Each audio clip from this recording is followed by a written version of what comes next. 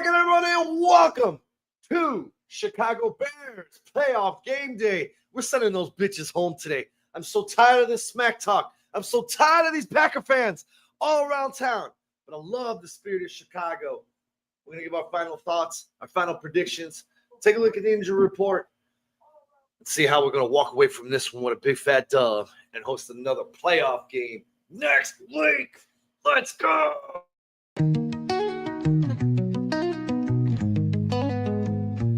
Windy City banners rocking 4 stars align. Dynasty dreams rise, Bulls in their prime. Cubs curse shattered, the victory divine. Fields be running, clock ticking on my timeline. Shot-town heroes, legends never fade. Black Hawks flying, cutting ice with the blade. White Sox diamonds, the Southside parade. 4 stars shine bright, legacies they made. Mike with the crown, air rain, no dispute. Sweetness in the backfield, Walter in pursuit. Bear down Sunday's midfield, battles cute. Chicago. Hello again, everybody. And like I said, man, it's game day. I've been up since 3:45 in the morning. I've been like 9 cups of coffee. I'm bouncing off the walls. I can't sleep. My stomach's turning. My palms are sweaty. Let's go. How you feeling this morning, Jay? You know what? It's a good day. You know, when you watch any sporting event, you know, you get overtime, right? It's like free football. This is free football for Bears fans. None of us expected the Bears in the playoffs. We all hoped and prayed and wished and dreamed of it, but it's actually here. It's real. It's right now. It's today. And you know what? I don't know if we could pick a better rival in so many different ways. I think we match up well with the Packers. It's going to be a fun game, probably a very close game, and it's going to be an epic game when the Bears win and my neighbors can take down their stupid Packer flags. How about you, Shawnee? Woo! I'm glad. I only got a Lions fan on my block, and his stuff is still up. Thank God. If I'd egg their house. That story checks out. But I did find my finest Packer gear for today. One of the best shirts that I own in my closet. But let's get to some house cleaning because a couple of things happened. I want to get into this weather report. Oh, yeah. It's been really mixed. As of today, I do follow WGN, but their kickoff forecast says blustery and cold with passing flurries, maybe snow showers at time, but they say precipitation will not be constant. Game time temps are 30 degrees with the wind chill in the mid to upper teens with gusty northwest winds. That's right, popping in between 20 and 30 miles per hour. I like it. That's Bear football weather. It's Packer football weather, too. We can't forget that. It's not freezing or anything like that, but it's going to be miserable, like a wintry mix, cold and rainy and windy, and like just not fun. It's like death by 1,000 knives. Yes. Cuts, I should say. Also, we had a couple of All-Pros that were announced today. Congratulations to Joe Tooney and Kevin Byard for making first-team All-Pro. And the second-team All-Pro, Darnell Wright. From Chicago. Some recognition for the kid. Yeah, I'm glad. I thought Darnell Wright should have been first. He's still a couple pegs down, maybe behind Sewell. I didn't get the chance to see the whole first All-Pro team as I was up early and I fell asleep, and then I woke up like, oh, my God, it's showtime. So, but on the other side of the ball for the team across the sideline, Micah Parsons and Xavier McKinney, Parsons first team, McKinney second team. For all the greatness that the Packers think they are, the Bears ended up with one more player on these All-Pro squads. So, yeah, there's that, Green Bay. You already lost one battle today. They lost a couple of battles this year, right? They lost the division, which I'm sure that was their goal to win. I don't know how favored they were to win it, but they lost to the Bears in overall wins. They almost didn't make the playoffs, to be perfectly honest with you. Another weird stat, Sean, here too, and maybe you mentioned this before, but I heard it on Good Morning Football, Kyle Brandt. So he mentioned that the last time the Packers won was against the Bears in Week 14, and the last time the Bears won was against the Packers in Week 16. Yeah. There's so many parallels, and if you think this is going to be a blowout, second, I gotta pop out and pop back in. Give me 1 second. Yeah, go ahead. Bears fans, if you think this is going to be a blowout, it's not going to be a blowout. It's going to be a very hard-nosed, hard-fought, very, very close game. It has been the last 2 or 3 years, and it's going to be again today. As long as the Bears come out on top, hey, man, that's all we're looking for. I don't care if we win by 1 point. I don't care if it's 3-0.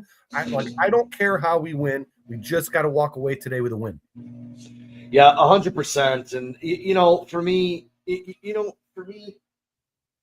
I've been able to process this all week long, and it's like here now. And I've been going around the city, and one of the things that has been really nice is the vibe in Chicago. The vibe in the city is crazy. I was out yesterday at Woodman's, and everyone, like half the store, rocking Bears hats, rocking Bears jackets. Went to my daughter's school to pick her up. Teachers coming out in Caleb Williams jerseys, and kids standing waiting for the parents to pick them up, decked out in Bears. I'm just like, man, the vibe in this city right now is off the chain, and I just don't want it to end today, and I especially don't want it to end at the hand of the Green Bay Packers. That's for sure. And I will tell you this. My daughter, as much as she's annoying me standing right next to me right now, I really want this win for her because she's never been able to experience something like this. Jay, we're pushing 50. We've experienced some big wins in Bears history. These youngins, they just haven't. And it's been 30 years, and I can understand like Kyle and Dustin and Brandon because, they're 36, 37 years old. They didn't get to live through some glory years of the Chicago Bears. So this could be a lot of these guys' first times going through something as we watch this thing be epically built and the first cinder block be put in that foundation today, knocking Green Bay. And I know other people may feel like the first cinder block was Ryan Poles and getting these guys. And yeah, I can agree with that. I guess then I would say the finalization of the foundation, the final brick that goes in is beating Green Bay today and the Bears moving on. Because like you, Jay, I think it was Kyle Brandt too, and you might have heard this, who said, for many Bears fans, it feels like over the past 30 years, the Packers have had that boot on our throat. And every week, every time we play them, they just grind it into our throat. I think today is the day we lift that boot. We go 3-1 in our last 4.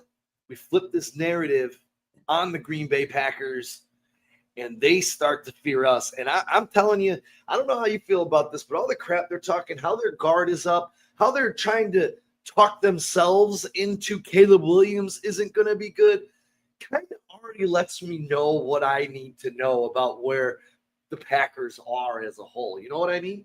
Sean, Packer fan base is defensive as hell. They're not talking about attacking and winning games anymore. They're talking about, well, yeah, but Jordan Love did that. Well, yeah, but we didn't have our defensive end. Oh, but yeah, we didn't have Tucker Kraft. Oh, yeah. They used to say, listen, you guys suck. We beat you all the time, right? That was an easy statement for them to say. They can't say that anymore. We have a quarterback who wasn't coached at all last year and went 500. He's 500 in the regular season against you this year. And now he's about to go up 3-2, right? In overall against the Packers. And the Packers, I think, feel it. They know it. I think they're more afraid of this game. Packers fans, not Packers players, Packers fans, than the Bears fans are of this game. I'm afraid. Don't get me wrong. I mean, I don't want to lose this game. It's my worst nightmare. We have to go into wake up tomorrow and then listen to the radio on Monday. It's going to suck really bad if the Bears lose this game, but I'm willing to take it because even if we lose, the future to me looks brighter for the Bears than it does for the Packers right now. And I think it's a very serious possibility, Sean. If the Bears win this game, I know a lot of people think that he's going to stay there, but I think it's something that the Packers consider in firing LaFleur if the Bears win this game, especially how they win this game. If the Bears somehow, and I'm wrong, the Bears somehow do win 30-10 and they just demolish them and the offense for the Packers looks stale and stagnant and can't do anything, there's a really good possibility they may be talking about it. Maybe he's not out the door, but he might have his foot in the door jam on his way out. Yeah, I do. I was reading today for some Packers insiders that seem to say his job is safe either way, but I'm kind of with you. If the Bears go out and absolutely embarrass Matt LaFleur today, I think you have to take under consideration the fact that maybe this dude can't get it done. I mean, he's 3-5 in the playoffs as a leader. And you kind of look at the thing that about LaFleur and the Packers, and I'm not being biased here because I'm a diehard Chicago Bear fan. But you look at this team last year minus Micah Parsons. They were a top 10, I think top 5 defense with pretty much the same players. They removed Kenny Clark, but by all accounts, Packers fans were, he was aging and he wasn't that good anyways. So then that shouldn't make that much difference. You're down Devontae Wyatt. I understand that. But you still have other pieces and key components to this top 5 defense like Rashawn Gary, Quay Walker, Xavier McKinney. Everyone's boasting about Keyshawn Nixon and they've got a good secondary. They've got talent on defense. And then this is what you get. This is what you get when you lose one player on your defense. Since losing Parsons, they're 0-4, giving up 28.3 points per game, 25th in the league, 392 yards, 30th in the league, giving up dead last rushing yards at $170. They've had 3 sacks on defense. 2 of them were in week 18 against Max Brosmer's broke ass. And then your third and out rate is 7.9%. So the Bears have, when you look at this, you can take advantage. The Bears should be able to take advantage in the rush game. The Bears have continued success on third downs this year. They should be able to capitalize on that third and out rate. I mean, there's a lot of things that the Bears in this game, and this is why I'm not understanding the overconfidence in the building up north and in the media with people like Dan Orlovsky saying the Packers are going to win handily and it's not even going to be close. I don't understand this. The last 4 games, and I know this predates the era of Ben Johnson, but if you go into the last games and you just say our quarterback, and Brandon touched on this on the bare minimum yesterday, on Thursday, go back and check that out if you guys haven't had a chance to see it. But they just, no games have been blowouts. Vegas doesn't think it's going to be a blowout. If Vegas thought this was going to be a 10-point game, it'd be a 10-point spread. They ain't losing money. You know, this is going to be, man, I am so interested to see how this plays out, because if anyone hasn't had the chance to read my preview at fourstarschicagosports.com that I put up yesterday, these are 2 great play callers, man, 2 great offensive minds.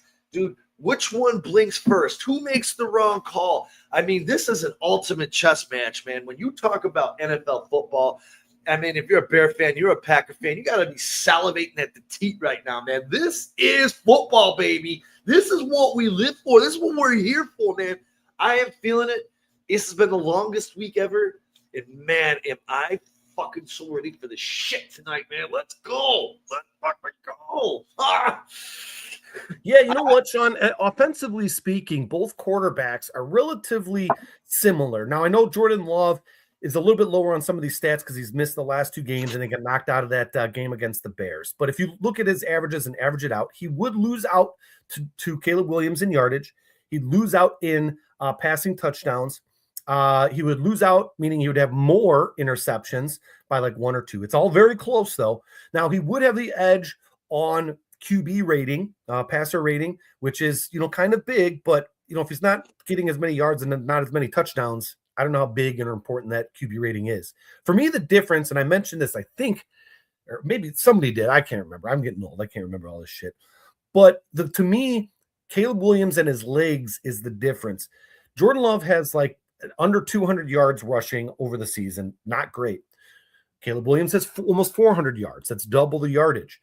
Now, I think in the last few weeks, he has not rushed as often as he could on those third down situations, but he does have 3 rushing touchdowns. So I would expect not only the Bears offense to run as a whole, but I would expect Caleb Williams, especially with this weather today, to maybe not take too many crazy chances downfield on that third down, especially on your side of the field. I expect him to maybe run a couple of times here and use those legs, because that's where the big edge is. You're already probably going to be running out of the pocket here because they will get pressure on the Bears. So let's make something happen with your legs. I don't need 30 yards. I just need 10 or 5, whatever it takes to get that first down. And if we can do that effectively on offense alongside running the ball, man, it's going to be a long day for the Packers. Yeah, and when we talk about this offense, we're going to get into this injury report here really quickly because there are still some pretty big question marks on the opposing sideline that are GTDs for today's ball game that could swing it either way, or just make that defense a little bit weaker because they are two of them are on the defense, one is on the offense. But for me, and I know we talked about this a little bit on Wednesday, and I know some of our boys in the chat feel the same way. But for me, this is a game that I just feel like Ben Johnson should feed the football to Swift and Monungai 30-plus times, mix in some play action. Depending on the wind, maybe take deep shots because that wind – and again, I said this before, and I mean it. I think Williams has the arm strength to be able to cut through the wind. Oh, yeah. But, Green Bay can make this a game early if the Bears don't come out fast. And this is one thing that I know that we've been worried about. We come out stagnant like we have in many games this season, especially how we did against Detroit. Green Bay comes out and exploits that. The Bears are from week 8 to week 17, giving up 27.3 points per game and almost 6 yards per play. And, for me, I think that's something. Hopefully the Bears have some kind of plan that they could slow this down. I'm just hoping the Bears get out. Like Mike said, Mikey here said in the chat, come out, get out fast, pound the rock, just get on that scoreboard. If you remember that first game, the second game here in Chicago, the Bears did start out fast. They moved the ball. They got down to the goal line. Questionable calls once they got down to the goal line, turned the ball over, no points scored, kind of changed the trajectory of that game. I think if the Bears score there, that entire ball game is different, puts the Packers on their heels a little bit. So hopefully in this game, they get out, they punch that ball in on that opening drive instead of getting turned away. Something for me that would be very important. I see some other people in the chat saying the same thing. And the other thing is, for me, is the Packers are predicated on a lot of speed, okay? And I hate to say this, but your speed gets neutralized on a wet, muddy turf. It's going to come down to route running. Yep. Yeah, and I don't give a shit that it's not supposed to be raining. For us Bears fans, we know how shitty Soldier Field grass is, dude. It sucks. There could be a lot of slipping and falling today. Yes. And then that goes to advantage Bears. For me, I really don't think that I've heard anybody talk about how the turf and the conditions could neutralize the Packers' speed a little bit and help the Chicago Bears. I'm not changing off my X factor. Their number one dog on offense, and that's Josh Jacobs. He scares the crap out of me as a game tilter. Emmanuel Wilson chewed the Bears up last time we played as well. I think he had like 11 rushes for 84 yards or something like that.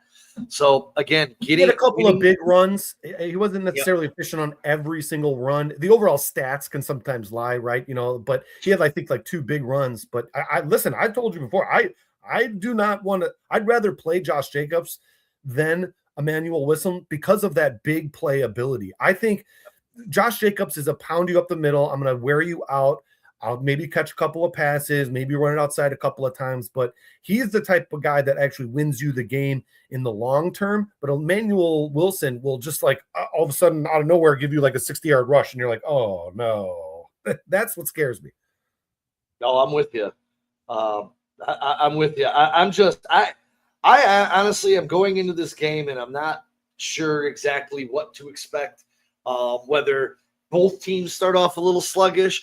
I just feel like they've already had their feeling out period in 125 minutes of football, and it's go out there and pound each other in the face. I think it's going to be a violent affair, physical, just old football, old-time football, and reigniting a rivalry from Hallis to Lombardi to Forrest Gregg, Mike Ditka to now Johnson and Matt LaFleur. This is what it's all about. I think those history, those roots, I think you're starting to see it all come together. And for those of you who didn't see it, Kyle, our counterpart, one of our co-hosts here on the show, wrote a fantastic piece. It's called A Rivalry Renewed. It's going to hit our website today. You can find it on Facebook as well. It was a really well thought out written piece by Mr. Duplessis. So if you guys got time, check it out. Good job. Hats off to Kyle for that, because everything he wrote in that article is how I feel about what's happening right now. I don't know what else to say.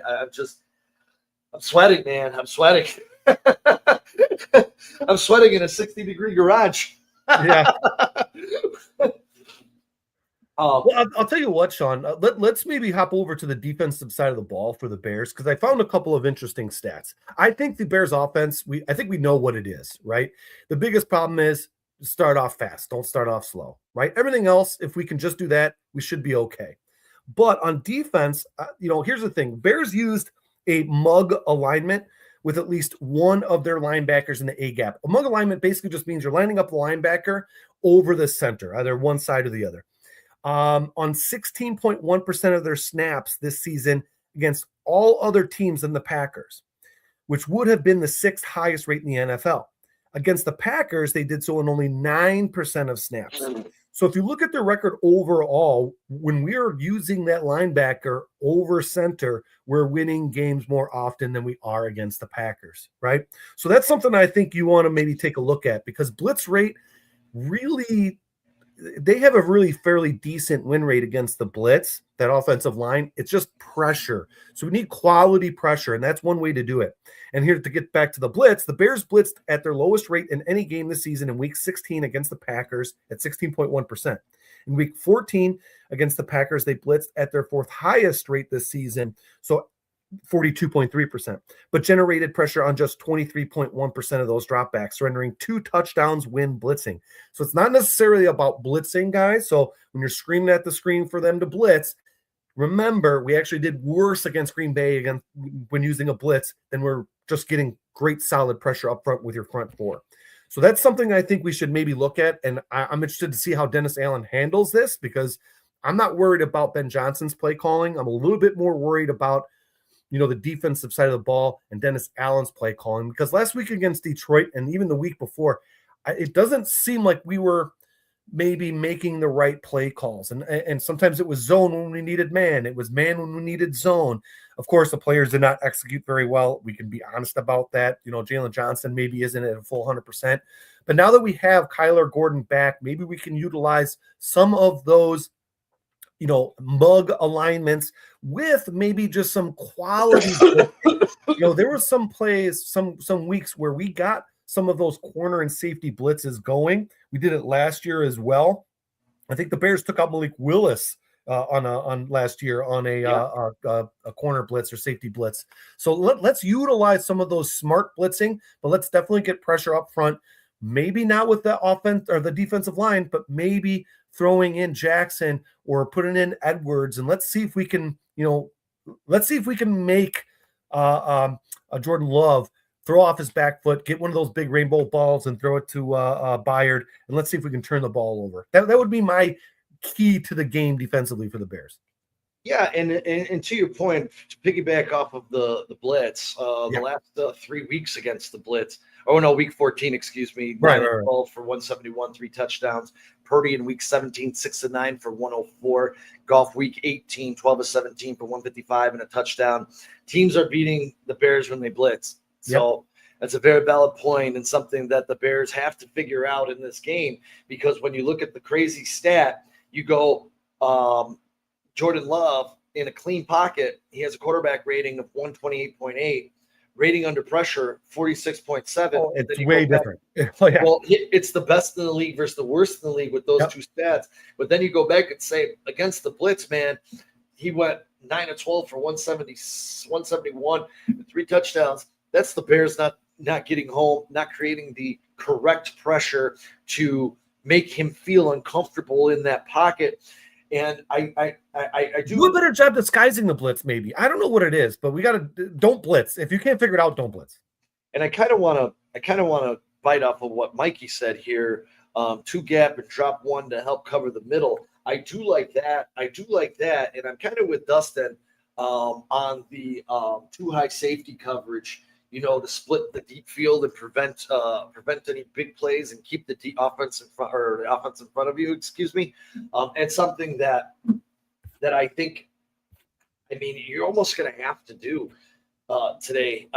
These guys, if that speed isn't affected by the turf, which it may or may not be, it's just a hypothesis by me. I'm thinking out loud that this could be a factor in the game. If it's not, you have to figure out a way to keep them in front of you. And I think playing the two high safeties in coverage is probably going to be the best way. And there's conflicting reports. Yes, John, I am with you. I think he's the fastest linebacker we have now going east to west. And I think he'd be a tremendous help in this run game. And I wanted to touch on something here with the injury report, because the Bears are coming into this game relatively healthy. Yep. And so the Packers are for the most part, but it does look like we're going to get Grady Jarrett, Jalen Jones, Nick McLeod, oh boy, DJ Moore, Roma Dunze, Trapillo, and John Ahade Walker, all with no designations going into this game. Kyler Gordon, if anyone hasn't seen it, he posted on his IG that he was all up in. He was coming back on Saturday. How they're going to use him will be the mystery to all of us. But I think having this Kyler Gordon, my dog, my favorite Bear, on the field is going to make quite an impact on this game today. I think, especially if you bring him in on third and short, he can play an impact in the run game. I think if you bring him in on a passing situation, he can play an effect in the passing game. Maybe he's the one coming off the corner blitz. And just because Jay mentioned it, this is what I'd like to see.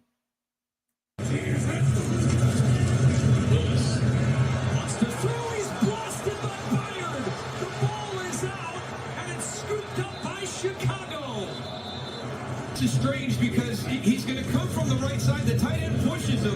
Now, that shows me that there should have been. Please God, let me see that today. Oh yeah, like 3 times. Oh yeah. Well, to basically go back to that cover 2 or 2 high, basically the same thing here. When playing cover 3 this season, the Bears allowed the lowest passer rating, 64.8, and intercepted a league high 10 passes.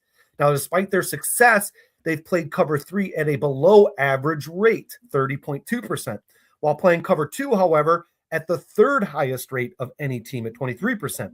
Their 6 interceptions in cover 2 are tied for the most in the NFL. Great.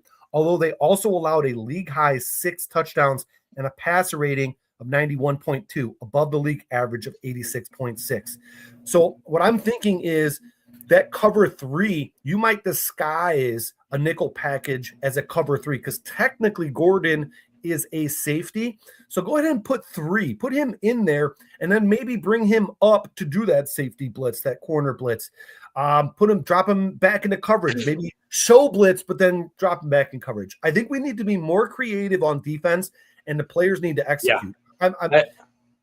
I agree with you, Jay, 100%. We no mistakes. You know what? I was thinking earlier too in the show, I would love to see a great hit, right? I'd love to see a guy's helmet get popped off of his head. I'd like to see a guy, stand up woozy. That's all great. But what I really need to see is lock your man up, swarm to the ball. That's what I want to see. We don't need, because they seems to be going for that hit or going for the ball a little too much, and then they're missing tackles. Wrap the guy up, let the second guy come after the ball and make the hit. And today is You're right, Mikey. Today is about discipline, man. You can't have these penalties, man. There's no excuses. You're going into week 19 of your season. It's time to play. You want to win and be a champion? It's time to play like a champion. Yep. And the Bears have to remain disciplined in their gap assignments and win at the point of attack. We've seen them do it against a better defensive line in Philadelphia. Philadelphia's defensive line is way, way better than Green Bay. And we watched them bully ball these guys. Yep. I said a current configuration? Absolutely. I mean, yes. But even if Micah Parsons is there, I still think Philadelphia's is better. Even if Devontae Wyatt is there, I still think Philadelphia's is better. I mean, I don't know that it gets much better than the 2 big men in the middle for Philadelphia across the entire league, Yeah. man. You Yeah. know, so I don't know, man. Everything's on the line today. You know, we went to war twice, 2 nail biters. It's just, you know, You said it, son. You need to get pressure up the middle and force Jordan Love to the outside because that's when he sucks. If he just sits there in the pocket, you're going to lose the game. Yeah, force him into bad decisions. We've seen this guy throw some of the most horrific interceptions I've ever seen in the NFL. It's the worst kind, too. Let's just kind of, we got to zero it in, man. The Bears have to zero it in. Because I said this in our group text on Monday. It was on Monday, actually. You can have the best game plan. You can put everything together, but if you can't execute that game plan, you're creating penalties that put yourself in 3rd and long after you're in 3rd and short, or you know, dropping passes, or just not being prepared. And that's the thing that'll bother me the most about this fucking game today. If the Bears come out and they look like a deer in headlights and they're not prepared, man, I will then have to flip to Brandon's train of thought and have some real questions about this coaching staff and not having the Chicago Bears up for the biggest game since January 11th of 2011, right here on Soldier Field's turf. The Bears have to come out. They have to pull these punches. They have to be the better team. They have to beat them off the ball. They have to play bully ball. I just hope that the Bears are ready, because we've seen them against Detroit. I remember sitting on my couch watching this Detroit game, and at halftime when that clock went 0-0-0 at the end of the second, the immediate thought that came into my head was, what the fuck did I just watch? What was that? Yeah, you know what? If we lose this game, I'd rather it be like how we lost to San Fran, you know, where we just simply got outscored. You know, it's really hard to picture the Bears winning a Super Bowl. I know this sounds bad and bad luck, but with that defense. Now, if the defense somehow gets hot and gets back on their turnover ratio, anything is possible. But I just don't want to see the offense sputter anymore. That's what I don't want to see. It's great that we have these fourth quarter comebacks. You know, let's go into the fourth quarter being up by 2 touchdowns. Can we do that? Yeah. Can we do that? That would be so amazing. And yes, John, we touched on this the other day, but I'm going to review it for y'all. The refs do like to throw flags in this series. Divisional home teams are 15-16 in Hill's career. This will be his third game with the Bears this year. Previous wins were week 4 against the Raiders and week 10 against the Giants. This crew of Hussey and Hill, offensive holding and false start calls, they call it at a 43% clip, respectively. The NFL average is at 38. In the raw numbers, Hill's crew is number 1 in 2025 in offensive holding penalties per game average. Hill's crew has assessed the league-leading 59% of third down penalties on the offense. And let's be honest, we expect this to be a chippy game. I mean, we've seen it in the previous 2 games. So, and I like that our head coach already came out and said, we understand it's going to be emotional, but we got to keep our emotions in check and stay disciplined. I couldn't agree with that statement even more. And I'm sure if he's saying it in his press conference, he's saying it in this locker room today. Aiden Hill is 19-11, 64% under in total defense division in career divisional games. He was the NFL leader in 10-4 in unders in 2025. So saying the score is going to be low. I do believe it's going to be the under. My prediction is the under as well. So in this game, the one thing I do know though is I believe I read a stat and I forgot to write it down this morning because there was a Packer fan that was crying about this, that the officiating crew in this game has favored home underdogs, and they have a winning record with home underdogs on the season. I think it was 3-1 or some stupid stat like that. I love all these silly stats that you throw up there. You know what? Ben Johnson addressed this. Somebody asked, and I can't remember if it was Courtney Cronin or whoever asked it in his last presser yesterday. And Ben Johnson addressed it. And he basically said, yeah, but who has this crew played before? Like, have they done it together? This is an ensemble crew. Because it is. They pick the best, not crew, but they pick the best refs to go into the playoffs. it was an interesting thing. I think basically he's saying, I don't care about the refs. I can't control what they're going to call, so I'm not going to game plan for it, right? You don't want to game plan like we're going to get less penalties than the other team. So it was an interesting thing, and because you know how like sometimes he'll get a little snippy. He won't be like a jerk about it, but he's kind of being a little bit of a dick about it when he gets answers or questions that he doesn't like. He's done it on the sideline at halftime. He's done it in some of his pressers. And I like that nastiness because it tells me that he has thought about it, right? He understands it. He may not be worried about it, but he's thought about it. And he's dismissed it, and he's annoyed that you are even thinking about it. That's what I love about it. Because he's not stumped by any question. If you ever watch his press conferences, guys, if you watch them as much as we do, he has a direct answer for everything. And it's not avoiding. He answers the question. So if Ben Johnson's not worried about the refs, then I'm not. I think, though, he'll be very pissed if his players are getting really terrible, terrible penalties called against them. Yeah, and really quick, just to wrap up this injury report before we get too far away from it, the three names that we're watching for the Green Bay Packers that they said are game time decisions were Warren Brinson, another big man in the middle for the Packers, who even if he does play going down to a GTD means he's not 100% healthy. Javon Bullard, who is huge coming out of the box and stopping the very good safety run game. Yep, stopping the run game for the Packers. Him and Evan Williams are two of the best run-stopping safeties in the league. He is a game-time decision, and he popped up late onto this report, so we'll have to see.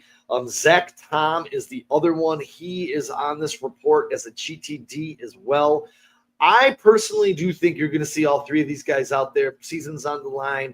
Right. If you have a heartbeat, you got a pulse, you're playing in this football game.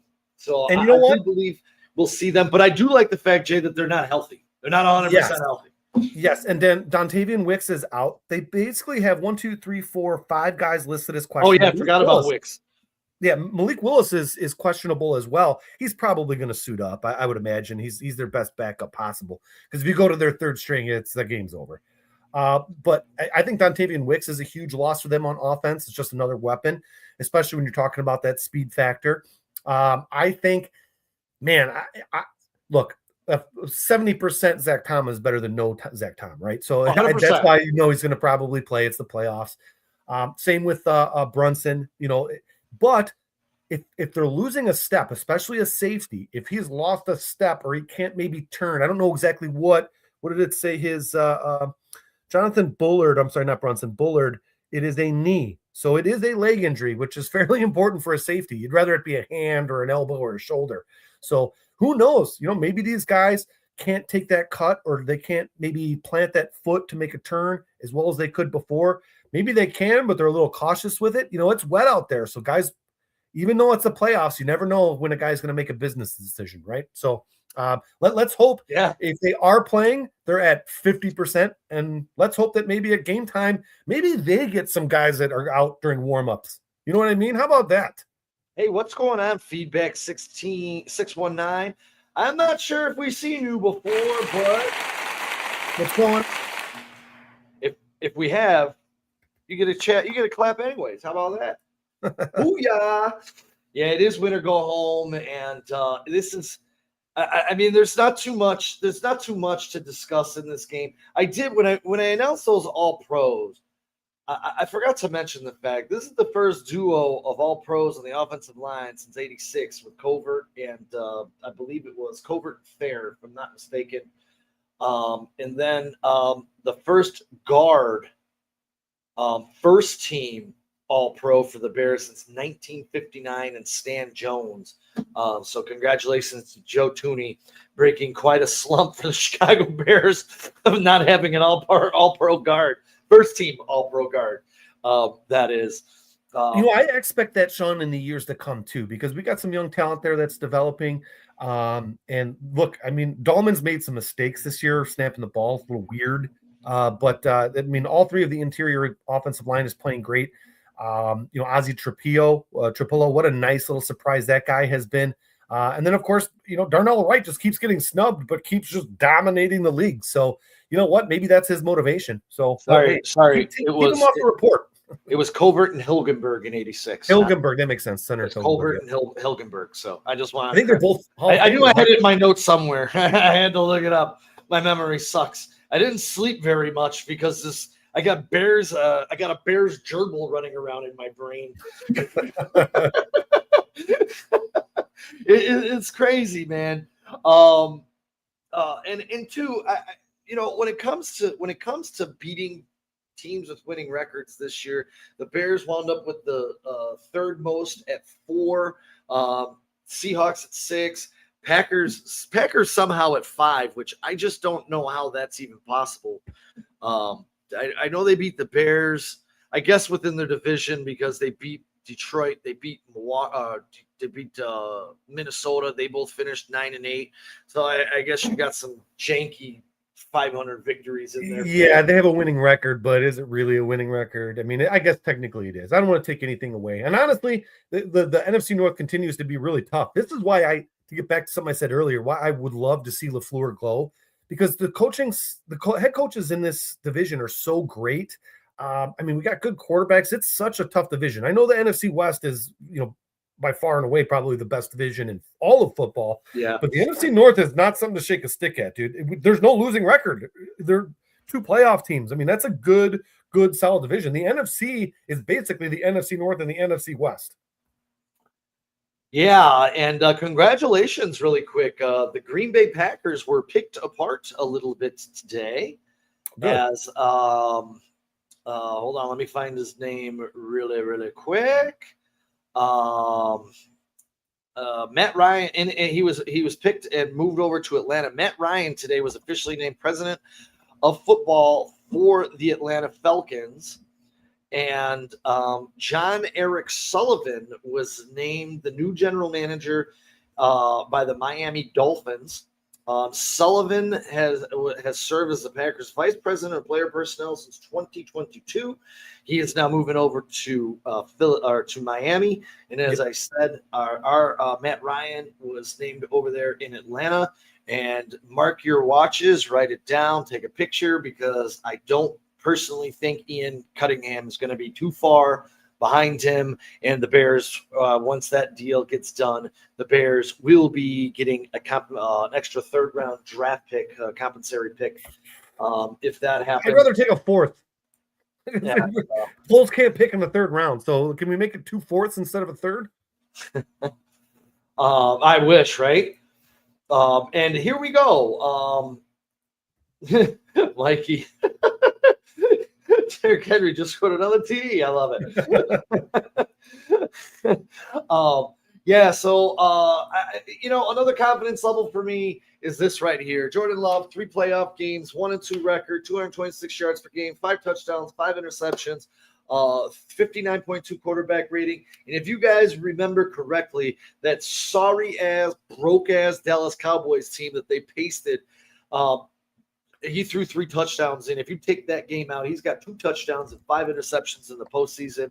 He came back the following week and had one of the most abysmal playoff performances after he made everyone think he was some god in Dallas.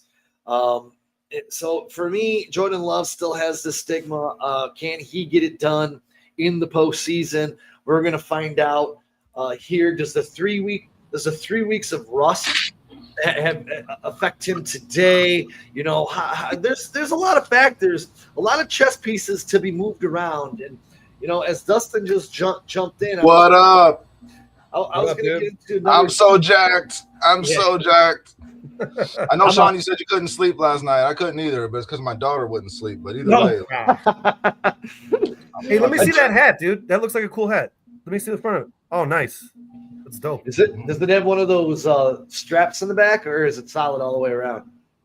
It's a snapback. Yeah, I don't mind the snapbacks. Snapbacks. I hate snapbacks. I fucking love snapbacks. There's so many great designs on snapbacks. It's because you like to rock your shit backwards, though. I know. Snapbacks are so much more comfortable to me. Yeah. Because you know what? The fitted ones wear out over time. Then you can't wear it anymore. It gets loose. Yeah, exactly. They get like really weird and like crunched up and shit. Like I'm not. That's why I have 7,000 ass. I got a lot too. Man, what are we talking about? I ain't been able to watch. I'm at work. I'm just jumping in for a minute because I'm so excited, and I just wanted to say hi and FGB and reiterate my score that I picked on Thursday. Bears 34, Packers 23. Bears are going to win by double digits. Hey, I that's great, really dude. feel good about this fucking game, guys. What are your keys? What are your keys to the victory? Honestly, it's DeAndre Swift and Colston Loveland offensively to me. It's running the football. You got to run at least 20, but I want 25 times. I just said 30, Dustin. I did just say 30. I think 30 is wishful thinking with Ben Johnson. He throws more than he runs in the playoffs historically. So, I mean, I think Ben Johnson is going to want to utilize that passing game to his advantage, especially if the weather conditions favor Caleb Williams. You know what I'm saying? Like Caleb Williams, I keep saying it. I've been saying it for months now. He will throw through anything, and Jordan Love don't have that ability. So I think that's a huge advantage for the Bears. Jay, we talked about Cairo Santos in the weather at Soldier, big advantage over McManus. And honestly, I just keep thinking back to that Sunday game and how disinterested the Bears looked. And it's like, why would you play your starters if you were going to look like that and come out like that? But at the same time, I just feel like Ben Johnson has some shit ready for this team that they are not ready for. Matt LaFleur, we've seen him in the playoffs, 3-5 as a head coach in the playoffs. He ain't got no tricks up his sleeve. There's no surprises with this Packers team. You don't know what Ben Johnson's going to do as a head coach in his first game in the playoffs. And you just went through Jordan Love, Sean, 1-2, 5 interceptions in 3 games. They're experienced, but it's not good experience. The Bears are new to this, and I think Ben Johnson's going to pull out all the fucking stops. Yeah, and like I said, Dustin, if you take away that Dallas game against that sorry-ass Dallas team that they played, he's got 2 passing touchdowns and 5 interceptions. I know you can't take that game out, but that Dallas team was not a playoff team, and they went and embarrassed them. And then every other game he's played in, he's just been meh. Yeah, this Bears defense is really fucking bad. We can't ignore that. No, 100%. The Packers are going to move the ball on this defense. The Bears defense has been bad, but for some reason they've been a lot better at home. They've been better at home, no doubt. I mean, you held a high-powered Lions offense to 19 points at home. Now they got dominated in terms of yardage, in terms of time of possession, and those things matter to me. But I see turnovers happening in this game for the Chicago team. I see at least 2. Takeaways. Yes. And when the Bears get 2, they've lost 1 game. Yeah. Or are they undefeated? What are they, 10-1 or 10? They are, I think, 9-1. I think it was 9-1. Okay. I could be wrong on that. I thought it was 9-1, but I could be wrong. I just got a feeling, guys. No one believes in Chicago. No one has all year. Right. Even the good victories the Bears have this year, people discredit them for it. Nobody believes in this team. This is. Hey, you know what? They don't need us to believe in them. They need to believe in themselves. If the Bears play hard, play as close to mistake-free football as possible. You said it 100% right, Dustin. Let's get Colston Loveland and DeAndre Swift involved. I got a weird stat here actually on Colston Loveland that I didn't really understand or think of beforehand, but Colston Loveland was extremely efficient from the slot this season, averaging 2.8 yards per route run from such an alignment. That 2.8 yards per route run from the slot not only led all tight ends this season, but is also the most yards per route from the slot by a rookie tight end since at least 2016, with a minimum 100 routes from the slot. So he's playing a lot in the slot. He's also aligned in the slot 23.7% of his snaps, spending time aligned tight and out wide equally as well. Really aligned tight at 55.2%. So you're going to see him aligned tight and in the slot.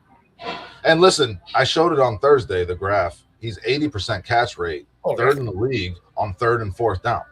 What a pleasant surprise. One of the most dependable players on 3rd and 4th down. The Bears will need to move the sticks in this game. Colston Loveland's going to be a big part of that. The Packers and nobody else in the league really has anyone that can stop Colston Loveland as far as 100% agree. Yep. And I think when you're in those heavy formations and you got Colston and Cole Kmet out there, Sean, you can really take advantage of DeAndre Swift and Kyle Monungai's skill sets while also not taking away from your explosiveness as a passing offense, because these tight ends bring something to the game that no other team in the league, in my mind, has in terms of an advantage. Because you have to account for both as the blocker and as the pass catcher. That's difficult for defenses. Yeah. And it wasn't even mentioned that Colston Loveland is one of the best blocking tight ends in the NFL already. Yeah, He is. it's dude. What a great. You know what? I thought he'd be good. Game. Swaggy. I thought he'd be He's good, going but I'm off the just happy cuff. that he's good so quick. You know, and that's what's great. And I don't know if it's Poles making the picks or if it was this coaching staff helping him make these picks. But man, we hit on a Loveland was Ben Johnson's pick. So was Luther Burke. I mean, Poles was signed off on them, guys, but let's make no mistake. Those were Ben Johnson picks, and both of those guys are going to come up huge. Burden was 8th on that list of he was like 75% catch rate on 3rd and 4th down. We have 2 of the most dependable guys in the league on 3rd and 4th down, and we're about to add Roma Dunze back to this offense, guys, which nobody has any film on. With these Burden and Colston in the roles that they've established, and Roma Dunze and DJ Moore, there's no film on that. It doesn't exist. The Bears are going to pull out all the stops today. What's crazy is, remember in the beginning of the season, we all thought like Zacchaeus was going to be our slot guy, and he was going to be the hands guy. He's not the hands guy, and he's not the slot guy. He's the guy you don't trust and you don't want on the field. As receivers go, yeah, 100%. Yeah. Let's just put it down, man. I gotta get past this. We gotta get past this Packers team today. Like I said, it's after that. It's whatever, Sean. Absolutely. It's just time to remove. I think you missed this earlier, Dustin, but Kyle Brandt said it best earlier this week, and I do feel like a lot of Bears fans feel this way. The past 30 years, the boot's been on the Bears' neck, and when we play the Packers, they take that boot and they twist it into our throats. It's time to remove that boot, and the only way we do that is winning the football game today. Because if we don't, it's going to be 0-2. In the last 20 years against them in the playoffs. One sent them to the Super Bowl, which they won. And the other one, well, we'll see what happens. It's time to remove that boot, man, today and stick it right up their ass. And if you lose this game, then the whole season of people not believing in you it becomes validated. Yeah. It's a big deal. It is. We said earlier in the show, so funny you said that, dude. We said earlier in the show that, who was it, Brewski on like NFL Today on ESPN said that you make yourself relevant to the rest of the league by winning in the playoffs, not the regular season. Yep. So if we want people to respect us as a team, not as a fan base, but as a team, we got to win this game. Yeah, we do. I think we're going to. We're going to, guys. I think it's going to be a celebratory night in Chicago. I'm looking forward to it. I feel it. It's good vibes, guys. And honestly, I think the Bears are the nobody believes in us team, and I think that's exactly where they like being. I think the team thrives off of that. We talked about it on Wednesday when I jumped on, man. You're a 1.5-point underdog at home. Completely disrespected. Just go prove it. Nobody in the national media, Sean, you were texting about it today. Nobody nationally is on the Bears. Nobody. Everybody thinks the Packers are a better team, which is fucking weird because this Packers team has been bad for 4 weeks. I don't care if they're rested. I really don't. I think that might play against them, to be honest. And we'll see how it goes. Matt LaFleur took this approach this year, and we'll see if it works for him. Last year, he played his guys against the Bears. That didn't really work out for him. They got dominated in the first round. So we're going to see which strategy plays out. Ben Johnson played his guys, commented on it in the postgame. Matt LaFleur rested his guys for fucking 3 weeks, basically. We're going to see which one plays to the team's, which team's advantage. Hey, Swaggy, I'll fall asleep. No problem tonight. If the Bears win this game, I'm going to sleep like a fucking newborn baby. Oh, yeah. I can tell you that right now. I'm gonna go have a Joker smile on my face when my head hits the pillow. I think that's the kind of night it's going to be. That's the kind of night it's going to be, man. I want to wake up with a massive headache. I'm going to see y'all tonight. We're going to have a lot of fucking fun. This is a fun game to watch. Every snap is going to be so pressure filled. Every snap. Oh, dude, I don't even know. I'm going to wear a hole in this floor. I'm going to tell you that, dude. I did it for the Saturday game. I couldn't sit down for like 2 seconds, man. And this is going to be, my hands are sweaty just thinking about tonight, man. I gotta watch the Jayhawks hopefully win in West Virginia, and then the Bears win at home versus the Packers. I had one question for you guys, and then I'm gonna get out of here. I want to hear what you guys have to, because I was thinking about, like, listen, we got this game. We got to take care of this game. But like the Panthers are hosting the Rams, and it's gonna be a weird game. I think weather is gonna be strange in Carolina. It's snowing here now, and it's supposed to rain in that second half of that Rams-Panthers game. The Rams are a good team. Everybody knows that. Would you rather the Rams win and the Eagles win? So you get the Eagles coming to Chicago, say the Bears win, and the Rams go take out the Seahawks, and then they got to come to Chicago and say, if absolutely. Chicago's the NFC Championship, or would you rather the Panthers win, come to Chicago, Without and then the Niners beat the Eagles and go to Seattle, potentially take out Seattle in a divisional game? Either way, in my scenarios, the Bears are hosting the NFC Championship. One would be against the Niners, one would be against the Rams. Whatever keeps the Bears in Chicago, I'm happy with, because so either scenario works. Yeah, you just need Seattle to lose in their first week, and you need the Bears to win. Look, the real answer to your question is, if the Bears are playing next week, that's all I care about. I don't care who they're playing. Just get me into next week. So it's probably the Eagles if you win this game. I don't like that. I don't like that. No, but we have shown that we can beat them, though. You know what I mean? They may not be able to adjust, but they're beatable. Really quick, Dustin. I just want to get your thoughts on this. I asked Jay about it, but the Packers are predicated on their speed, and I was saying, with this shitty Bears turf, especially being muddy and wet as it's going to be tonight, I think that kind of slows them down and gives an advantage towards the Chicago Bears. What are your thoughts on that? I wish we would have had a Pearl Jam concert at Soldier Field last night. But, I think it does help. Now, in those conditions, Sean, and this is an age-old adage, and when I played football, that favors the offensive team. Mm-hmm. That favors the offense, not the defense. The defense is reacting to what the offense is doing. The offensive players know where they're going. So I think it's an advantage for both offenses either way. I don't know that the Bears are more prepared to play on a shitty turf than the Packers. I think it just favors the offense. I think you're looking at a higher scoring game. A lot of people are talking about a low scoring game because of this weather. I see the opposite happen. I see the Bears being able to put up some points, and obviously the Packers being able to put up some points on this porous Bears defense. I see both. You want to know what's funny, Dustin? You brought up Pearl Jam playing at Soldier Field. I think you were there with me, Jay. The first time I ever seen Pearl Jam live was 1995 at Soldier Field. Great concert, man. One of the best concerts. It was one of the best concerts I've ever been to, too, man. Shit, I was 10 years old, guys. 11 or 9 or 10. But yeah, I've never seen Pearl Jam live. I would love so many times. Yeah, I'm probably over 50. Yeah, they're better live than they are in studio, in my opinion. Yeah, we spent the whole weekend at Pearl Jam 20 up in Alpine Valley. Oh fuck yeah, dude! Yeah, that was a lot of fun. That Pearl Jam Unplugged. It's funny. Me and Brandon were having a conversation about this. He thinks Nirvana's Unplugged is the best of all time, and it's hard to argue with that. A lot of people, really good. But I think Pearl Jam might be better. I'll throw you another one. I prefer Pearl Jam. Alice in Chains MTV Unplugged. Alice in Chains. Those are the top three. Those are your top three. Yeah, 100%. 100%. Well, gentlemen, I got to roll. We'll see you tonight, Dustin. We're going to get our Take care of your business. We're going to get our final predictions. Bears 34, Packers 23. Still, I'm staying with my score for Thursday. Jason, what you got? Fair enough. 27-24. It's just 27-24. Bears. Okay. I'm gonna stick with what I said on Wednesday. I wanted to move it up a little bit. The weather's scaring me a little bit. I do tend to think it's going to be a little bit high scoring game, maybe more reminiscent of that first one, 28-21. But excuse me, I'm going to leave it at 23-20 Bears. I'm just going to leave it there.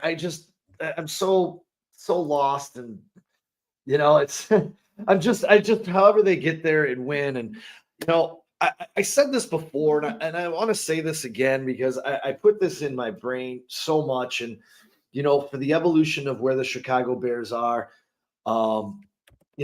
people don't always remember the numbers of the game or where it is, but they do remember the moments, man. And moments are what live in your brain forever. Moments are defined not by what you say, but what you do and how you do it. Those moments can make you immortal. They stick with people forever in their hearts. They leave a mark that hits so deep, it's burned into your memory. These are one of those games, folks. You can't manufacture it. You can't explain it. But it's one of these days that You put everything into it. It's crazy, honestly, but man, it doesn't get any better than this, than what we're going to see at 7:00, because for every ounce of my soul and every ounce of my being, I just believe this is going to be a violent football game where these two teams lay it all out on the line, and it's exactly what we want to see. And for the Bears to come out in a game like this where stats don't matter, records don't matter, momentum doesn't matter, nothing matters but the will and the heart and the desire to win this football game today. I am so fucking stoked for this shit, man. I am so ready. My heart's on my sleeve. I said it the other day, and I'm going to say it again, man. I don't know in my long sports life I've wanted to win more than this outside of that Game 7 Wednesday night, November 2nd, 2016 in Cleveland. I mean, I wanted to win in Super Bowl in 2000, the 05, the 06 Super Bowl. When we were playing. Really wanted to win there, but look, the only important thing today, you're right, Sean, is a W or an L, a win or a loss. It's the only stat that matters. And either way, whether it's a win or it's a loss, this is going to be a very memorable game, one of the more memorable games in Bears history, maybe one of the more memorable games in NFL history. I know that's probably saying a lot and I'm bragging, but it is the sport's oldest rivalry. Don't get better than that, man. It's the longest rivalry. It is one of the more brutal rivalries, if not the most brutal rivalry in football. So everybody's going to be watching today. If you're a football fan, you're not watching this game, you're not a football fan. Everybody that loves the orange and blue is going to be praying for that W. Everybody's going to be sitting on the edge of their seat. I might be standing the whole game. I don't even know if I'm going to sit down in the game, dude. I probably won't sit down, man. Yeah. If you think I had a lot of old fashions last time they played, I don't know what's going to happen today, Sean. Thank I'm God definitely having an old fashioned to kick this baby off. That's for gosh darn sure. Thank God Tara's coming along with me, dude, because I don't know if I'll be able to drive home. I'll tell you, you know what I expect? Absolute cinema, baby. That's what we're going to have today. It's going to be special. Make sure you have your eyes and ears tuned to this one, because if you miss it, I think you're going to miss something special. Yeah, agreed. And I love you guys. I love Bears Nation. I love our chat. This is for all of us, man. The Bears are going to bring this home for all of us today, man. This is gonna be special, man. It's gonna be fucking special. I feel it, dude. I feel it, man. Anything you want to get out there before you wrap up? Shit, fuck Green Bay. All right. Fuck yeah. All right. Let's go. Fuck yeah. Fuck Green Bay! Fuck Green Bay! Fuck Green Bay! Fuck Green Bay! Fuck Green Bay! Fuck Green Bay. Fuck Green Bay. Fuck Green Bay. Yes, sir. Good, better, bad! Never let it rain! Never let it rain! You're good, get better! You're good, get better! You better get better! You better get better! Bears on 3, 1, 2, 3! Before we get out of here, Mikey's got 30-20 Bears. We have Ron's an ass whooping 48-3. John has 24-16 Bears. Broski has 27-20 Bears. Swaggy going 42-0. Oh, if it's a shutout, oh God. If it's a shutout, oh my God. No one burned my house down. Yeah. And Bruce is checking in. 1917 Chicago Bears. Iceman for 4 quarters. This whole game feels like a fourth quarter. Pressure's on. I love it, Brando. Hey, boys and girls, until next time, until we see you tomorrow or in 2 days on Victory Monday. Peace and love. Stay safe out there, everybody. Bear down and fuck Green Bay.